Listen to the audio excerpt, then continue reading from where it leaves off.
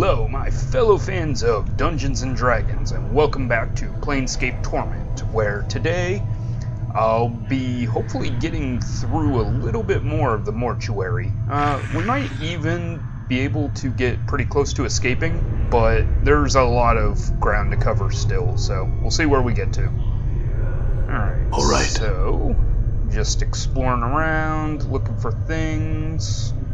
There's a zombie down there. Alright. Sorry if I'm sporadic with the movements on this game, but like I said, it's hard to tell what's interactable, and you can't really change the camera much. So let's talk to the zombie and see if he has anything for us.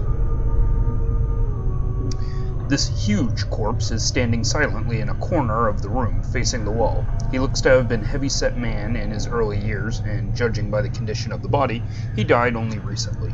The freshly stitched number on his forehead reads 1664. This corpse looks like it's serving as a librarian, for it is carrying a huge stack of books in its arms. Examine the books. The books appear to be old mortuary ledgers, none of them of any particular interest. As you search through the texts, however, you notice a loose page folded between two of the books. You are suddenly struck with the feeling that someone tucked it there to hide it. Take the page. The page doesn't look like it belongs with the ledgers. It looks like it belongs in a logbook. The tear is clean, as if with a knife, so you suspect the page was removed on purpose. Read through it. You take a moment to read through the page. It's a list of dead bodies brought to the mortuary and logged in the receiving room. All the entries appear to be recent arrivals. Okay, take the page with you and leave. Alright, so if you want, you can go in and check this log page.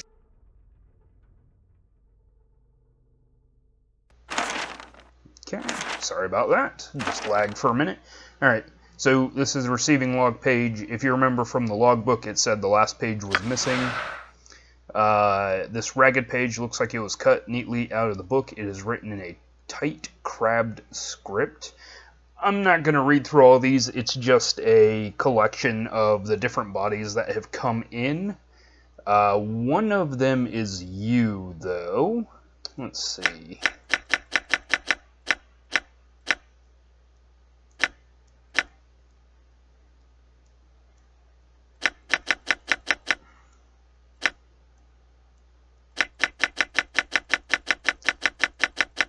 Okay, so I'm pretty sure the important one here is 16539, I believe, is us. The cause of death is indeterminable. Scars do not appear to be the cause of death. Shock trauma. It says that Farad collected, he got paid 3 commons, and we had fist irons. So that one just kind of shows you where you fit in on this. Alright. And then the other one, the other important thing here is, as with previous entries, these shells Farad has brought also show signs of having been prepared. I have asked that Initiate Emmerich launch an investigation into the matter. Furthermore, entry 16542 is one of Farad's gang. I have seen the individual before. I would ask Emmerich to pay heed to how the man died. And this one was... They're talking about the next one. He was a tiefling. Looks like he got attacked by a ghoul, maybe.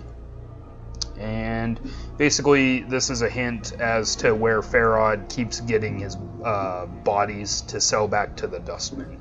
And we'll deal with that way later on. So, beyond that, there isn't much more information other than just some world-building stuff. But let's continue on. It's good we found that page. It also proves that the Dustman did not steal our journal. And so we'll have to talk to Farad about it. Alright. Okay. Alright. We have a Done. table here. Nothing I'm else. gone. We have a zombie here. The eyes of this corpse are set close together, and the eyeballs themselves are slightly askew. One faces to the left and the other to the right. You can barely make out the number 257 traced into its bruised forehead. It looks like the corpse has taken several blows to the head, making the number difficult to read. Okay, so you can talk to it, or you can just leave, so we'll leave in peace. He didn't have anything for us to take. Ooh, more searchable stuff. Yes. Bandages, please. Okay. And nothing there. Okay, now this person, Iveen, she doesn't look like a zombie, does she? So let's talk to her. You see a slight young woman with pale features. The sunken flesh around her cheeks and neck makes her appear as if she is starving. She seems intent on dissecting the corpse in front of her, prodding the chest with a finger. Greetings. The woman does not respond. She seems too intent on the body in front of her. As you watch her work, you suddenly notice her hands. Her fingers are talons. They are darting in and out of the corpse's chest cavity like knives, removing organs. I said greetings. The woman makes no response. I think the dusty chick might be a bit short of hearing, Chief. Let's lay off, shall we? What's wrong with her hands? Updated my journal. She's a tiefling, Chief. They got fiend blood in their veins. Usually cause some ancestor of theirs shared knickers with one demon or another. Makes some of them addled in the head, and addled looking, too. Alright, so basically a tiefling is not a half-demon, but somebody in their ancestry was basically a half-demon. At this point, they are diluted to the point that a lot of their fiend blood just makes them look strange.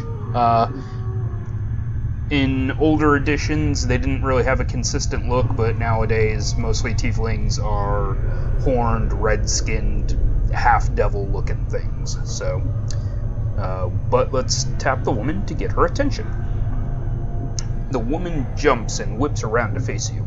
Her eyes are a rotting yellow, with small orange dots for pupils. As she sees you, her expression changes from surprise to irritation, and she frowns at you. Greetings. She doesn't seem to have heard you. She leans forward, squinting as if she can't quite make you out. Whatever is wrong with her eyes must make her terribly nearsighted. You! She clacks her talon fingers together, then makes a strange motion with her hands. Find thread and embalming juice. Bring here to Evine. Go, go, go. And this is our first side quest. Okay, she is asking for thread and embalming juice. Updated my journal. So we'll leave, and now we have to search more zombies. Yay! You. This heavily stitched corpse is shuffling lazily back and forth between two slabs. The number 506 has been stitched on its forehead. Sorry about that, something slipped in my room. Stitched on its forehead and the side of its neck, and its right arm, in fact. The skin of this peeling corpse has been sewn up with so many stitches its skin looks like a bizarre street map. Examine the stitches. The stitches encircle the corpse, running from its arms across its chest, up its neck, and into the damp mass of white hair. As you follow the crossroads of stitches, you know someone has jammed a needle into the corpse's forehead. The needle is attached to a thread, stitching up the side of the skull. You could probably unravel it if you had something to cut the thread. Yeah, we do. We still have our scalpel, so cut the stitches with your scalpel, then pull out the needle and thread. Hey, we got some experience for that. You slice the thread neatly with the scalpel, then pluck out the needle and pull the stitches out. As you do, the skin covering the forehead peels back to reveal the corpse's chalk white skull, where, to your surprise, the number 78 has been chiseled. Seems you got two different designations there, corpse. The corpse stares straight ahead, oblivious. Okay, well, we'll leave it. So, if you wanted to, you could beat up on all these zombies. You would lose out on some of the more important stuff, but I think you can come back here afterwards, after your initial escape, and they'll all be back back to their normal shambling selves. Alright. Let's see. So, moving on, we'll check out this zombie. This corpse, 985, has stopped dead in its tracks. Judging from the condition of its left leg, it looks as if some sort of tomb rot or corpse mold has eaten through its knee. The corpse is wobbling unsteadily back and forth, trying to keep its balance. Try and help the corpse balance. You reach out for the corpse's left arm to help steady it. As you grab its arm, however, the corpse suddenly sways to the right, and you end up tugging the corpse, rather than steadying it. Chief, you might not want... There's a crack from the corpse's left leg, and the body falls like a dead tree. Its torso strikes the stone flagstones and shatters like a rotten melt, filth and ichor gurgling from the cavity.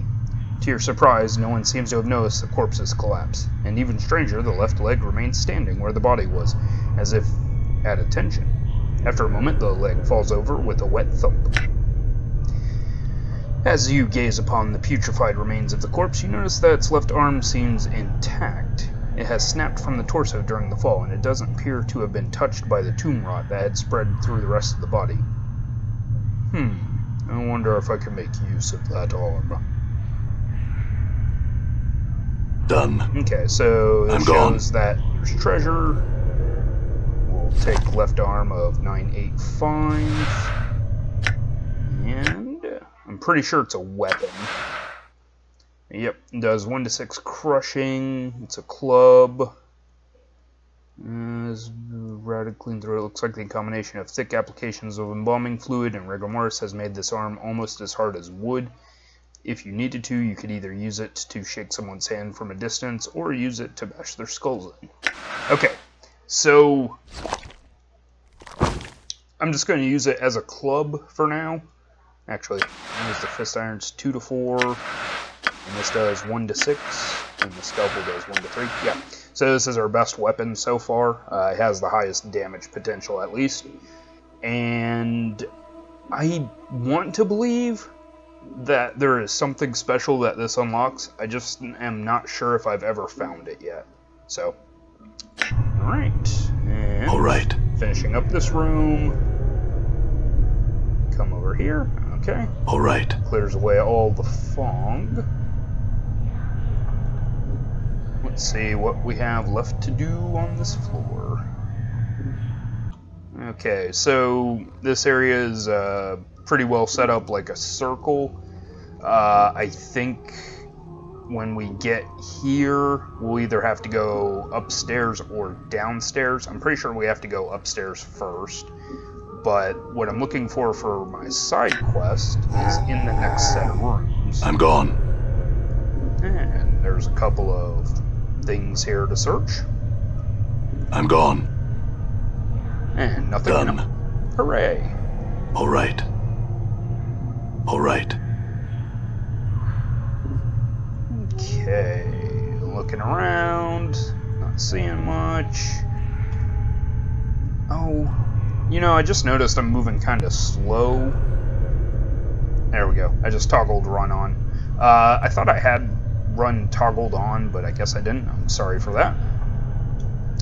Alright. The shambling corpse gazes at you with vacant eyes. The number 821 is carved into its forehead, and his lips have been stitched closed. The faint smell of formaldehyde emanates from the body. So, seen anything interesting going on? As you address the zombie, it blinks in surprise. Eh? What? You're not a zombie. Who are you? Updated my journal. The zombie is trying to respond behind stitched lips. He has a peculiar half-frightened, half-angry expression. Who you? What you want? I'm looking for a way out of here. Can you help me? The zombie doesn't seem to have heard you. He looks you up and down for a few moments, then frowns. What you do here? His eyes narrow suspiciously. You spy on Dusties? No, I'm trying to escape. The zombie seems interested. You in trouble? What you do? I woke up on one of the slabs upstairs. The zombie's looking at you like you're crazy. You balmy?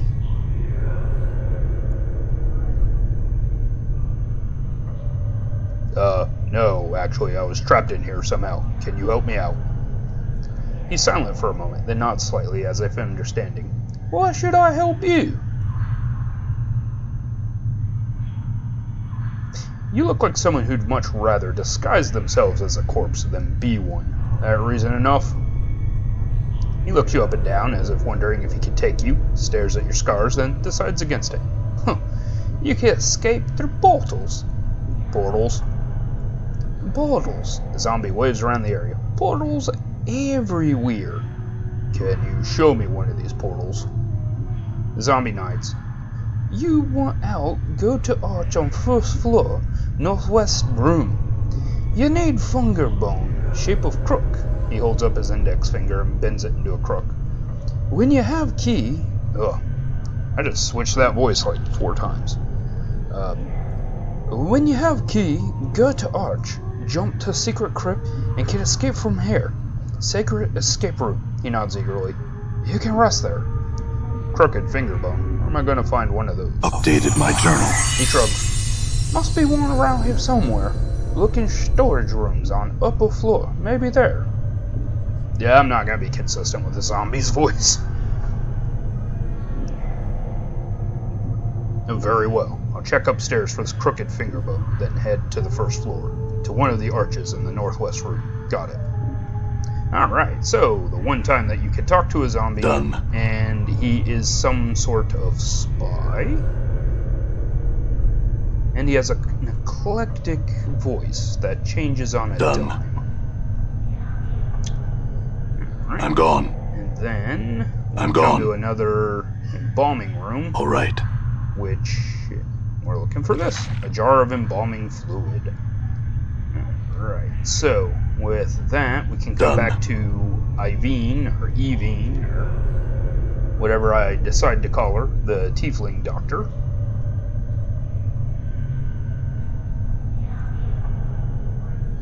You see Eveen, she is still dissecting the corpse's chest with her talons. The rhythm of the talons reminds you of something, but you can't quite recall what. Watch her, study the motions of her hands. Updated my journal. As you study the motion of Eveen's hands, you feel a prickling along your scalp, and then suddenly you find your vision swimming, blurring, until you are standing in front of a freshly slain corpse, rigor mortis making a mockery of its smile. The number 42 has been stitched into its scalp. The zombie is lying on a slab, and you have just finished stitching up its chest. You have placed something inside, something that may prove useful if you come this way again. Echo. Keep these things safe and wait for my return. Alright, we got some experience for that. The memory of your voice is an echo, strange and hollow to your ears. You cross your arms in front of your chest, and to your surprise, the corpse does too. After a moment, its hands fall back to its sides, and as it does, the vision fades, until you are watching Eveen's hands make their stitching motions once more. Alright, so then there's a note here saying we regained memory, and memories will give us experience points, skills, and give you hints as to what you can do. So in this case, we're going to be looking for a zombie with the number 42 because we put something inside of it. Alright, tap her to get her attention. She turns, sees you, then frowns. Dumb zombies. She clacks her taloned fingers together impatiently and then makes a stitching motion with her fingers. Find thread and embalming fluid. Bring here to Eveen. Go, go, go. Give her the thread and embalming fluid. Updated my journal. Bit of experience, always nice. Without missing a beat, Eveen snaps the thread from your hands and hooks it around one of her talons, then begins sewing up the corpse's chest. She then takes the embalming fluid and begins to apply a layer to the corpse. Wait for her to finish. Within minutes, she is finished. She clicks her talons, then turns to face you. To your surprise, she extends her hand and drags her talons along your arms and chest. Keep playing zombie. It looks like you have a new friend, Chief. You two need some time together, or stow it more. As she traces your arms and chest, you suddenly notice she seems to be examining your scars. She withdraws her talons, clicks them twice, then bends forward and examines some of the tattoos on your chest. Who write on you? Hivers do that? No respect for Zombies. Zombies, not paintings. She sniffs, then pokes one of your scars. This one bad shape. Mini scars. No preserves. Her talons suddenly hook into the thread you brought her, and lightning-like, she jabs another talon into the skin near one of your scars. It feels barely more than a pinprick, but it looks like she's about to start stitching you up. Let her work. Updated my journal. And because we did that, our max HP increased, so that's awesome. The sensation is curiously painless as Evine begins to stitch up your scars. When she is done, she sniffs you, frowns, then stabs her fingers in the embalming fluid. Within minutes, she has dabbed your body with the fluid, and strangely enough, it makes you feel better. Continue to let her work. This may be the second time in my life I'm thankful I don't have a nose. Evine puts the last touches on your body, gives you another sniff, nods, then makes a shooing motion with her talons. Done. Go. Leave. Alright. And with our first epic quest finished, and an increase to our hit points, as well as a moderate number of experience points. Done. As well as knowing what we need to do next, we will pick up next time from here. And this is back in the embalming room. So, as usual, guys, thanks for joining me, and I'll see you next time for another episode of Planescape Torment. See you then.